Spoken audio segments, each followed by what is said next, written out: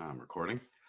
So let's see. I'll just remind you once again, a couple quizzes left. It doesn't appear we're going to get to chapter 12, and I'm not too worried about it. We'll have plenty of stuff to ask questions about for test 2.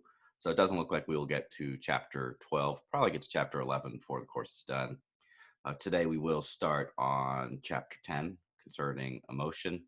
And I'll mention, so with quizzes for the remainder of the semester, I'll just be sending out emails when they are posted along with the due date. I'm usually allowing like 4, maybe even 5 days following the email for you to complete the quizzes, though I still suggest you having all the readings done on the days that are mentioned in the syllabus. All of those quizzes will be, the due dates will be after the dates that are mentioned in the syllabus. So stay tuned for those emails. I intend to finish at least one quiz after class this afternoon. So the plan for today, there's actually one thing from chapter 9 on memory that I wanted to, and I'm this slide right here. I actually want to talk about this because it's an important thing and I forgot to say it last time. So I want to say that. I've also added some in-class discussion questions that I would like you guys to turn in related to chapter 9, just to kind of review some of what I consider to be the kind of crucial, some of the crucial and also difficult concepts for students. I have 3 questions for an in-class assignment that I will make due tomorrow. So I'll show you those later. So I guess the plan will be I'll just finish talking about this one aspect of chapter 9. Then I want to talk a little bit about chapter 10. And then at the end of class, I'll give you those review questions for chapter 9 again. And that will be it for today. So first with chapter 9, this one thing that I meant to say last time, but I didn't. So we've been talking a lot in this chapter about this region of the brain, the hippocampus. We talked about, this is the hippocampus right here in this model. This is the hippocampus right here. We've talked about all the regions that input into the hippocampus, entorhinal, pararhinal, parahippocampal cortex. We talked about place cells, which are in the hippocampus, grid cells, which are close to the hippocampus, but they are technically in medial entorhinal cortex. So we've talked about a lot, and this study showed the activity in the hippocampus, an fMRI study during this source judgment task. And one of the questions that I'm having you do today concerns this study. As I mentioned, this is a study which I almost always ask about on the tests, and it's also a kind of difficult study. So I'm going to ask a review question, make sure that you guys understand that. So we've been talking a whole bunch about the hippocampus. And right on this slide, this is kind of the way I introduced it last time with respect to this pretty famous patient, HM, had lesions to the hippocampus. And I mentioned in the title of the slide, it says dissociation, declarative and non-declarative memory. And so I mentioned with patient HM, his main problem was anterograde amnesia, and that concerned the declarative memory. So the example that I gave last time was that you mentioned your name to him. He could remember your name using his short-term memory for like 30 seconds to a minute. But then if you left and come back the next day, he's not going to remember your name. And your name is like a type of fact. Going up to someone and be like, your name is so-and-so. That is a type of declarative memory in the same way as saying the president of the United States is so-and-so, or this is the team that won the World Series last year. Those are all factual memories. They are all declarative memories. And that is the main thing that HM have problems with, forming new declarative long-term memories. He did have that slight retrograde amnesia, meaning he did forget some things that happened in that little window of time within a couple months of the surgery. He did forget that stuff, all the stuff from his childhood and from when he's a young adult. You remember that stuff, okay? His main problem was after the surgery, he could no longer acquire new long-term factual, that is declarative memories. And when I say dissociation up here in the title of the slide, this suggests that there is a separation between declarative memory and non-declarative memory. And HM is one of the best examples of this because although he was unable to form new declarative memories, as I just mentioned, he was able to form, apparently, new non-declarative memories. So we've talked about non-declarative memories before. We've defined them earlier in this chapter. The main type of non-declarative memory that we've talked about so far would be like motor memories, procedural memories, things like doing a certain maneuver in sports or learning how to do certain, you're learning how to play a musical instrument. um, it- patient HM appeared to be able to still acquire memories of that nature. So the specific task, and you can read about it if you Google it online, that they had him perform was a non-declarative task called something along the lines of mirror drawing. And so he would be looking in a mirror and he would have to draw basically a reflection of an object that he's seeing in a mirror. And presumably it's a hard task. I've never tried to do that before, but presumably it's a pretty hard task.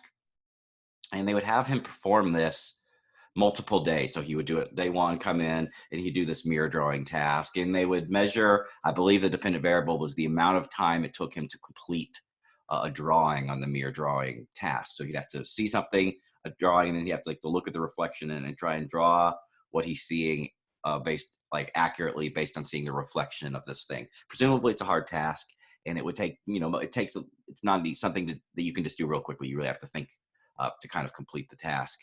And he did this same kind of task daily for multiple days. And each day, if you were to ask him, so he did it on day one, day two, he does it again. Day three, you have him do it. And you'll ask him on day three, have you ever done this task before? Have you ever done this mirror drawing task before? He has problems with long-term declarative memory. He's going to say, no, I've never done this before, because presumably he can't remember those episodes, those events that happened the day before. He wasn't able to form long-term memories of what had happened to him just yesterday. And so he's not going to factually remember with his declarative memory the fact, yes, I have performed this mirror drawing task before. In fact, he had performed it several days previously. But using his declarative memory, which is presumably related to the hippocampus and these other medial temporal lobe structures, he was not able to remember that he had performed this mirror drawing task before. However, if you actually looked at his reaction times on this mirror drawing task, each day they got quicker. So on day one, it took him a long time to do the mirror drawing task. Day two, he got a little quicker. Day three, he's getting quicker yet. Day four, each day that he did it, basically, he got better at it. He was getting, as judged based on the amount of time it took him to complete the task, that would incrementally every day get quicker, quicker, and quicker. Once again, he would say, I've never done this before. This is the first time I've ever done this. But if you actually look at his performance, he was clearly getting better each day. So what this indicates is that even though his declarative memory could not remember that he had done it before, his procedural memory, his body appeared to remember performing the task and could still get better. And so this is, once again, this evidence of the dissociation. Whereas he could not remember facts about the world, his body could still remember, like motor sequences, could still remember how to learn things about how to move in an appropriate way or in an appropriate sequence. And so this supports this idea of a dissociation, such that the hippocampus, medial temporal structures, appear to be important for declarative memory in particular, acquiring new declarative memories. But there are other regions, which we talked about in the motor chapter, which appear to be important for non-declarative memories. So like there's this dissociation that you can see in HM. And then if you actually, in the brain, it appears basically separate structures are supporting or underlie the formation of these different types of memories. Hippocampus, medial temporal lobe, important for acquiring declarative memories. And there's several regions important for non-declarative memories, but the cerebellum is probably the most popular one. It's one of the main ones. The cerebellum is important for non-declarative memory. So there's clearly a separation in the brain, in the parts of the brain that support the formation of these two different types, declarative and non-declarative memories. So I will be coming back to these chapter 9 slides later on, because I do want to have some review questions for you and give you some points for turning those in. But now I want to shift to chapter 10 on emotion. And we'll get a start on this today. And then once again, we'll come back to chapter 9 and I'll give you some time to do those questions. Okay.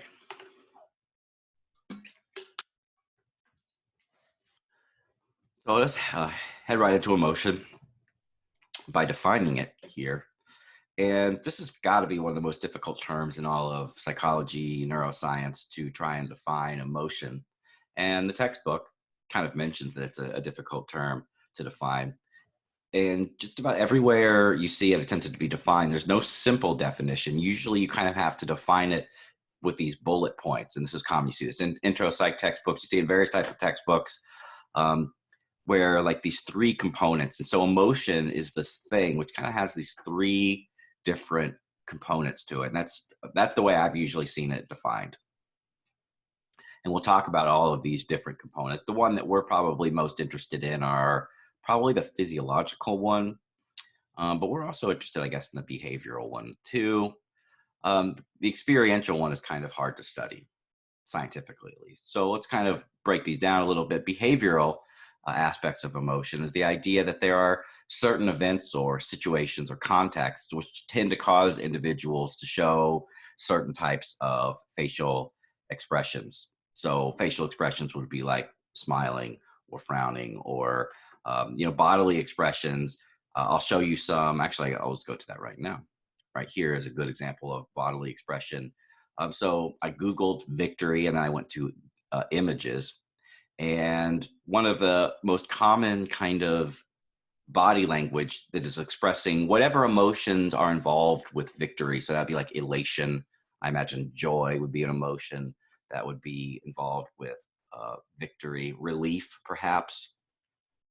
All of the different words that you would use to describe the emotions that kind of contribute to that feeling that you have when you are victorious in something, all of them kind of the behavioral expression of this feeling appears to be kind of manifested almost universally. And I'll present some evidence that it is kind of a universal expression by raising the arms above your head, raising your arms up.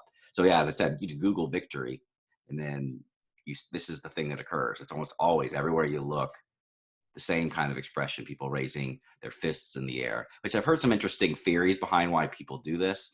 It's really interesting, actually. I think it's just a theory. It's not really, it's hard to prove or provide evidence for this theory. But when people are victorious over something, the reason they raise their hands above their head, so I've heard, is it's like a sign of strength, because basically what you're doing is all of your vital organs are down here, and our arms are actually kind of like, you don't really think about them like this, but your arms are kind of like shields, which are constantly protecting your vital organs. So if someone was attacking you right here with, an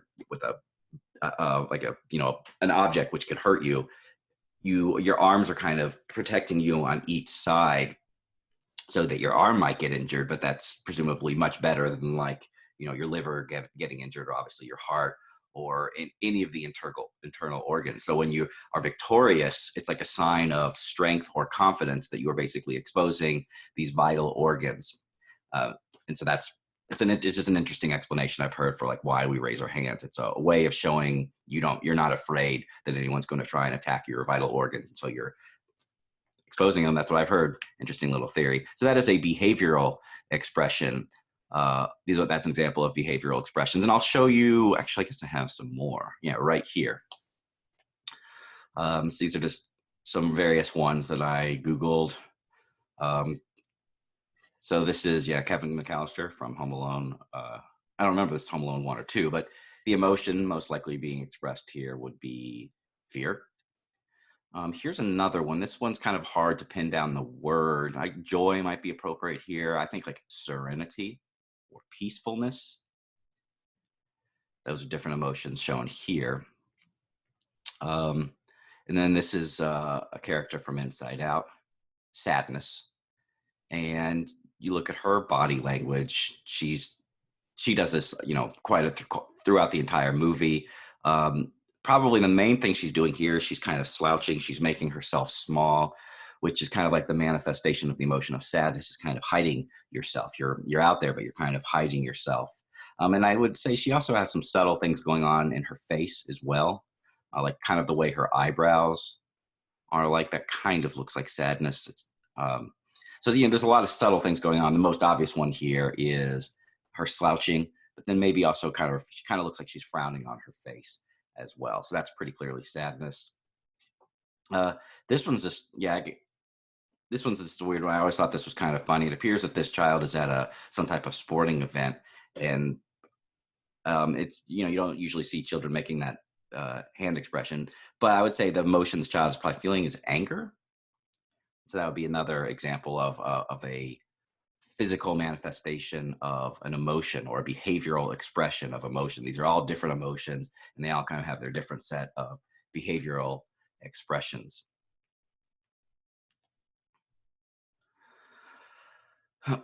Okay, so those are, the first component of emotions, basically this idea that certain situations, certain emotions are connected to these different physical expressions or embodied expressions of these emotions. So what you do, the way you behave outwardly is an aspect of emotions.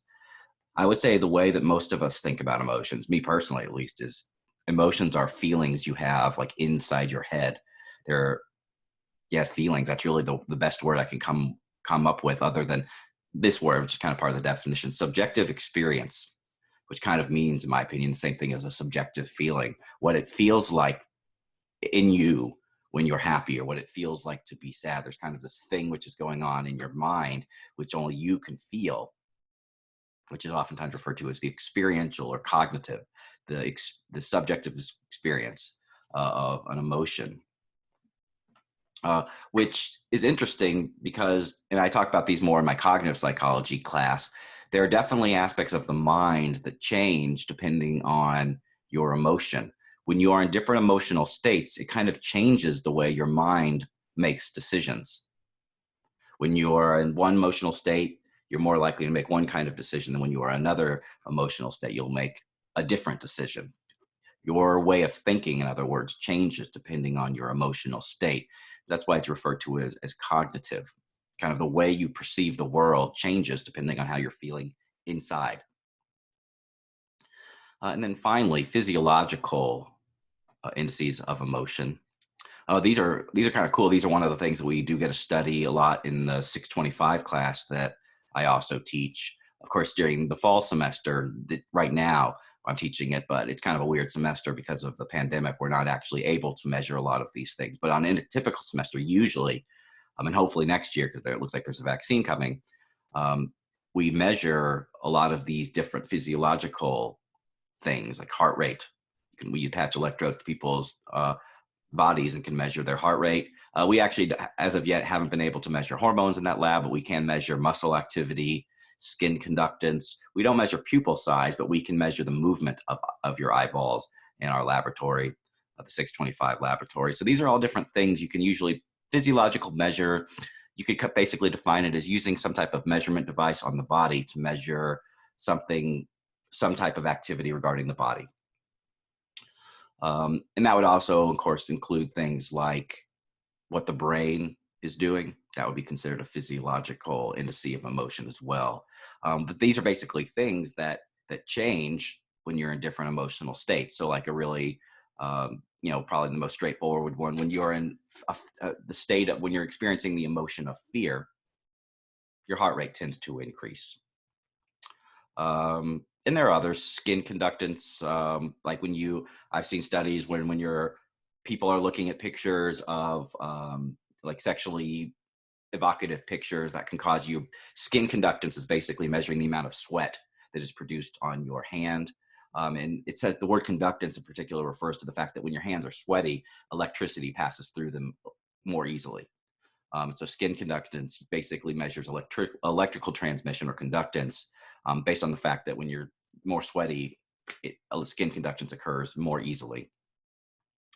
And as I said, there's certain types of like erotic pictures. I've seen studies where those are more likely to increase skin conductance. And there are different emotions have kind of a different influence in all of these different physiological states, physiological measures.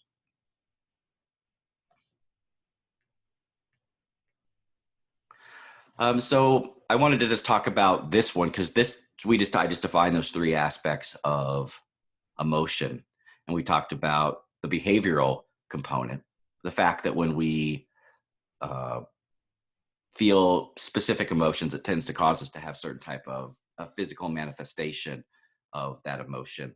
And this was a cool study, and it's presented in your book, so I thought I would kind of hone in on it a little bit here just to describe the findings. These are studies where they were looking at sighted athletes, people that can see, versus congenitally blind athletes. So congenital refers to the fact that you are blind from birth, which is important.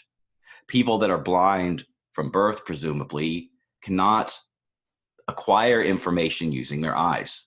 So a lot of the things, presumably, that we do in the world, we do because we saw other people doing them. And then we're kind of mimicking what we saw. And so it's like learned behaviors. And there's this, there's an important question, like when we do all these these expressions of emotions, when we experience the emotions, like for instance, one shown here, this is like the victory sign, raising your hands over your head when you're victorious. The question is this something that is like innate? Is this kind of a biologically based thing that like when we're victorious, it's kind of natural that we lift our hands above our head? Or is this something which is more on the acquired side, that we see other people doing it and so we kind of copy them? And it appears that it's the first one that I said, that it's like an innate thing. It seems to be something that is not acquired. It is something we're kind of born with, because if you actually look, these are different behaviors of these individuals, both the sighted athletes and the people that were blind from birth, after they either win or lose what appears to be like a martial arts competition. And if you actually look, the overall pattern of these two groups of individuals are quite similar. So arms out, arms raised, that occurs in even blind athletes. That occurs more often when they win than when they lose. Same thing with sighted athletes. They raise their arms out, arms raised when they win more than when they lose. And you can see the pattern is overall pretty similar. And kind of on the other flip side, when you lose, this is what the sighted athletes do.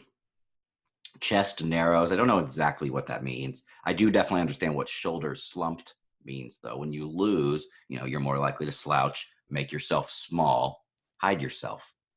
And that happens in the sighted athletes.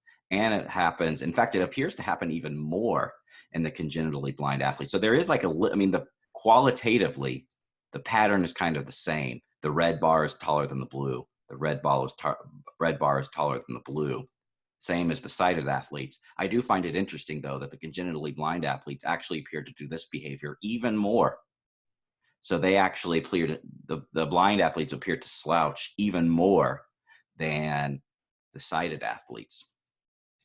I actually think that the sighted athletes might have learned using their eyes, oh, when I lose, I don't want to slouch because it will, it might, they probably, I believe that the sighted athletes have probably acquired the knowledge that when I lose, I shouldn't slouch.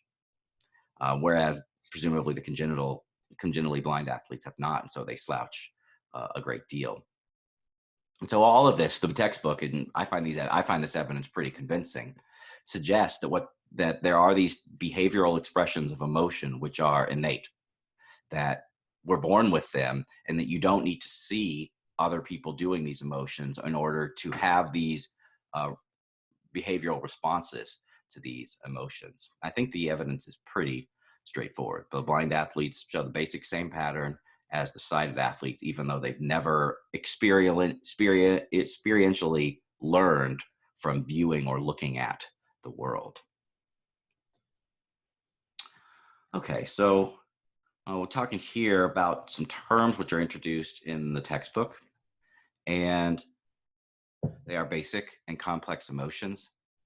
And this is an important concept, although at the same time, well, okay, I'll explain what the difference is between basic and complex emotions, though there are some issues with this distinction. So the basic emotions are those that are likely to be innate. And the key aspect of basic emotions is that there are emotions that are so-called connected to core emotional systems. And the way the book defines core emotional system, it's a part of the brain most likely to be subcortical, meaning the lowest part, like the parts, the lower parts of the brain, that basically is dedicated to expressing a given emotion. And that emotion is present very early on in the lives of the animal or the species of humans in this case. And it does not have to be acquired. That's what it means by innate. So it's basically dedicated subcortical structures that are evident in a given species very early on in the life of each individual in that species. And the purpose of these brain regions is to express or to help feel certain types of emotions. Contrasting that with complex emotion, these are ones that are likely to be acquired through experience. And the brain talks, or the textbook talks about the idea that these complex emotions are more likely to involve complex neural networks that are kind of a combination of this, of some maybe dedicated subcortical structures to basic emotions, but it's kind of like in combination with more cortical areas. And the idea here is that the cortical areas like the frontal lobe, the temporal parietal lobe, those out at the parts of the brain that are up top and on the far outside, those are the parts of the brain that are most strongly influenced by the acquisition of knowledge. They're the regions of the brain that are changed when you have experiences in the world, and those experiences cause changes. One of the main places that those long-lasting changes occur is in these outer cortical regions of the brain. And complex emotions then are kind of like this network that involves kind of basic emotions, but those basic emotions could be modified, or they can be connected via some kind of network structure within the brain to other cortical regions, particularly the frontal lobe. And so complex emotions, rather than just having these dedicated subcortical structure, the complex emotions kind of have like the subcortical structures connected to frontal lobe structures, really is probably the main theory. And it's the connection between them which makes them come into existence. You're using your frontal lobe to acquire information, and that information is connected to the more fundamental emotional structures down here, and the connection is the complex emotion. So these are presumably types of emotions that you wouldn't experience or you couldn't have without some type of learning occurring throughout your development. Basic emotions, it's like a baby can experience these. These are things you're born with. You don't need to have any type of knowledge or experience. Complex emotions, on the other hand, because they involve the frontal lobe and connections between the frontal lobe and the subcortical structures, thought to be required some type of social construction or social learning. So that's the difference between basic and complex emotions. And I always like to connect this idea to, once again, talking about Inside Out, this movie right here, and connected to this idea. So this is kind of a classic study. It's oftentimes talked about in intro psych. And well, I don't teach intro psych here at KU, but I still like the study anyway. And it seems like it's an appropriate thing to be talking about in this class.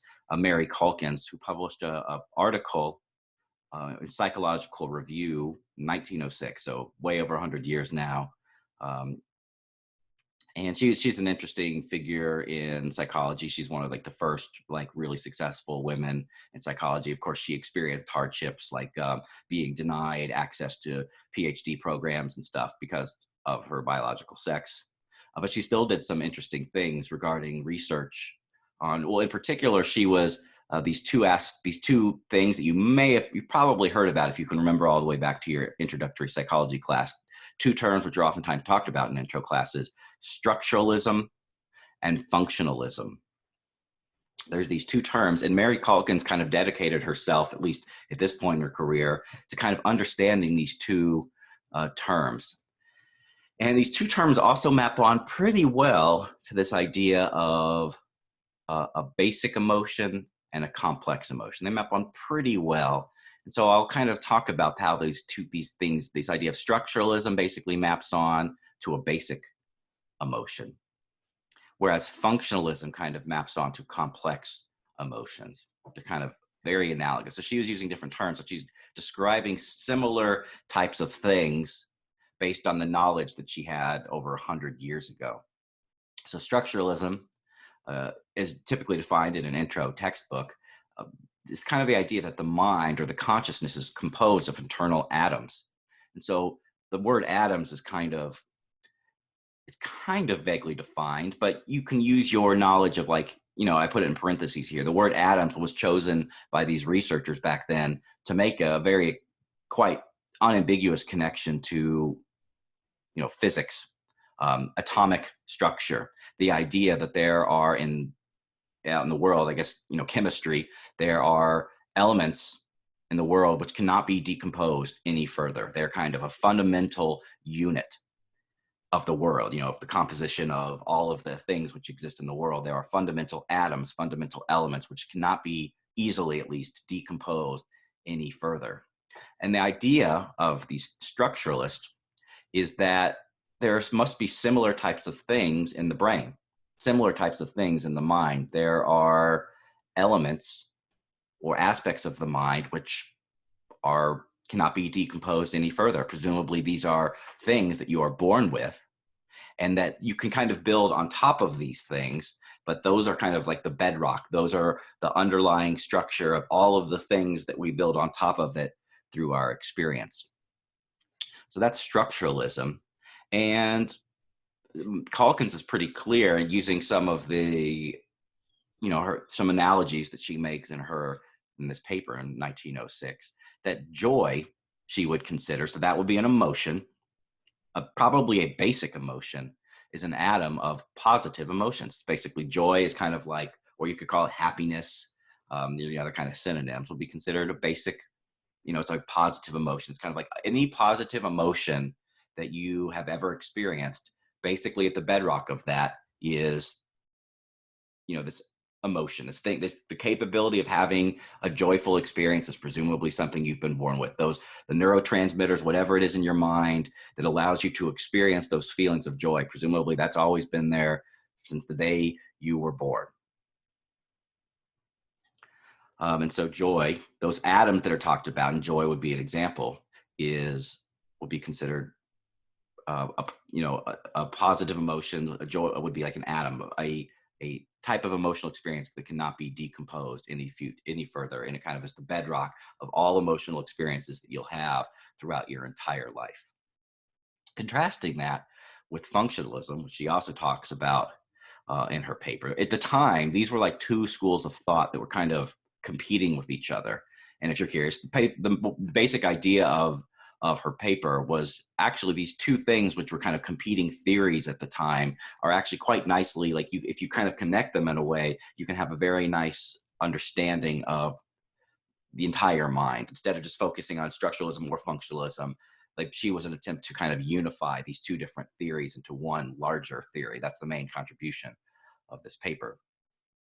So functionalism is the idea that consciousness, the mind, involves an interaction with the environment. Of course, part of it, when you're interacting in the environment, one of the things which is occurring is that you are acquiring knowledge about your interactions with the environment. And then, though that knowledge you're acquiring influences the nature of the interactions that you'll have with the environment in the future. That's the basic idea of learning. What I'm doing now, is it going to influence the way I'll experience the world in the future? And so she gave a cool example, which I think is one of it really helped me when I read this paper back in the day to really understand the difference between structuralism and functionalism. As an undergraduate, I was like, did not understand the difference between these two.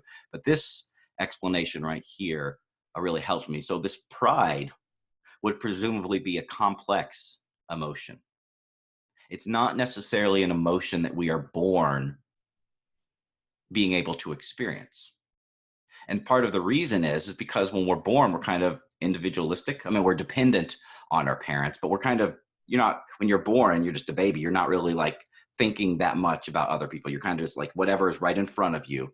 Like, babies like to play with toys, and basically that's all the objects in front of them. That's what they're paying attention to. They're not really like meditating on, or thinking about the environment that they're in. They're not really contemplating the things which are going on outside of them. They're really just thinking about what's going on in their own little zone. But that changes, of course, with experience in the world, experience with the environment as the babies get older. And as you get older, a baby would not be able to experience pride, probably. But as the baby gets older and starts having interactions with others, pride is a type of emotion that most people can start to feel. It is not a basic emotion. It's probably more of like a complex. It's like taking joy, but it's combining it with something else, which is more cognitive, which is based on some type of experience. And according to Calkins, basically, pride is basically joy plus awareness of your comparison to other individuals. It's like, she says, having joy in one's achievements by kind of comparing yourself to other individuals who are out there in the world. So pride involves this implicit comparison. It's being joyful, but it's being joyful because like you're comparing yourself to other individuals, which is more complex than what a baby can do. Babies are joyful because they like the toy, and it really doesn't go any further than that. But when you get older, the nature of joy can become more complicated. You can feel joy because of, these complex things, like because of your comparisons to other individuals. According to Calkins, that's what pride is. Joy in something that you've done because you're aware that you are more successful than other individuals and that they will be perceiving you as being successful, and that is something that makes you have joy. So pride would be something which is part of the functionalist school. It involves an interaction with the environment. That part of the environment would be the people. Basically, in order to experience pride, you have to feel people are watching you, and that makes you proud. It makes you have pride that people are watching you and they're aware of your success. That is functionalism. It involves interaction with the environment. Joy is a basic emotion, which is part of the structuralist idea. So I'll talk about this stuff tomorrow or next time when I'm reviewing. I want to talk about this one study right here, and then I'll go back to the questions. Yeah, then I'll go to the in-class discussion questions that I want you to do for chapter 9. So this is not a brain study. This is a behavioral study, but it's looking at presumably another complex emotion, which is jealousy. Once again, jealousy is another one of these emotions that, well, babies do not appear to get jealous. Now, I will say, starting pretty early on, maybe 3 or 4 years old, I did notice with my own child, jealousy, or like I did notice that 3 or 4 year olds have they're not good at sharing. And the phenomenon that I often observed with my child and her friends would be, there'd be a kid who's overplaying, and they would be doing one thing, and then one of the kids goes over to one of the toys, which no one is even using, but it will be like my daughter's toy, and then that kid goes over to the toy, and my daughter sees that kid playing with the toy, and then for whatever reason, once she sees that other child playing with the toy, then my daughter wants to play with it, and then she'll go over and grab it, and then because apparently she is experiencing jealousy. They weren't playing with that toy at all, but then the other child starts playing with it, and then all of a sudden, one of the kids, in this case, I'm telling it from the perspective of my daughter, then all of a sudden she wants to play with that toy as well. So this is a complex emotion that emerges pretty early, but it does not appear to be one that, for instance, babies possess. Babies do not appear to experience jealousy in any meaningful way. And so making the claim here that jealousy is a complex emotion. There's not probably dedicated brain structures for jealousy in the subcortical, but it's probably one of those complex emotions which involves kind of some subcortical structures here, but then combining them with kind of some of the frontal lobe, outer cortical structures to create kind of this. It's a negative emotion, clearly, but it's one which is based, once again, on kind of interactions with the environment. And so this is an interesting study on complex emotions and how they differ between men and women. And also another factor in the study is whether the people are single or whether they are in a relationship. But it's basically looking at, are there sex differences in different types of jealousy? So the 2 different types of jealousy that were studied in this one are emotional jealousy versus sexual jealousy. So sexual jealousy is the idea of if a person that I'm in a relationship with or was interested in, had some type of sexual infidelity. Sexual infidelity is basically, how jealous are you of sexual infidelity? And then this would be emotional, would be like, how jealous are you of emotional infidelity? So this one's a little bit tougher to find examples, but this would be like, how jealous of you are when you're in a relationship, how jealous would you be if your significant other had dinner with another person? Or how jealous would you be if your significant other, was laughing or having a really good conversation with another person? That would be like emotional infidelity or emotional jealousy, compared to sexual infidelity or sexual jealousy, which I think is that one's really easy, pretty obvious.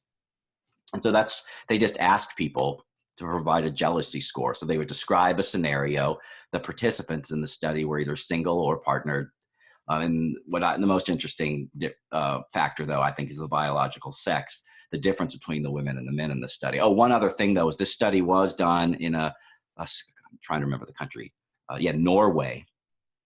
And the reason these are, so all the participants in the study were citizens of Norway. And the reason why that matters is because Norway is a country which has long established egalitarian rules that allow that men and women are equal under the law, and it's been that way for a long time. And presumably, it's a deeply entrenched aspect of their culture. So the reason that matters is because any of these differences that might emerge between men and women, presumably they're not caused by culture, or they're minimally caused by culture. So let's kind of look at the differences right here. So if we look this dotted line right here, this is I guess the circle is what we care about. These are women. Let's see. Yeah, women right here, partnered women versus single women right there. And you can see that, let's see, we'll focus in first on the sexual infidelity. So we'll have to compare the circle one with the dots to the triangle one with the dots right here. So really the two comparisons, this would be the two things. These things I'm circling right here will be the first thing to kind of look at. And so if we're looking at, this is comparing partnered men to partnered women, and how jealous they said they would be if their partner was involved with sexual infidelity. And you can see that the men reported that they would be more jealous than the women, which to me is not particularly surprising right here. But then you can also look right here, and for emotional infidelity, it's kind of just the opposite, where the women right here actually report being more jealous than the men. So this would be like a sex difference, such that the men in this study reported having more jealousy over sexual infidelity than the women, where just the reverse was true for the women, where they reported being more jealous of the emotional infidelity compared to the men. So I'll review this one next time. This will be kind of where we start off next time. And I'll explain why I have those red boxes there next time. And then we'll also talk about physiology. So I just wanted to kind of give an introduction to this chapter now. So now I'll give you a chance to answer some of these questions from chapter 9. And then I'll also repost these slides because the current slides in chapter 9 don't have these questions, but I'll post them as soon as class is done. All right, so here are the chapter 9 questions from the memory chapter. These are the 3 I want you to answer. I will update the chapter 9 slides so that the chapter 9 slides actually have these for the people that are going to answer these questions asynchronously. And I will also put up a place on Blackboard where you can turn in. So as usual, Microsoft Word document, answer these 3 questions. This will be worth like 2 or 3 points. And I'm going to make it due tomorrow at 11:59 p.m. So I will stop recording now, but I am happy to answer some questions.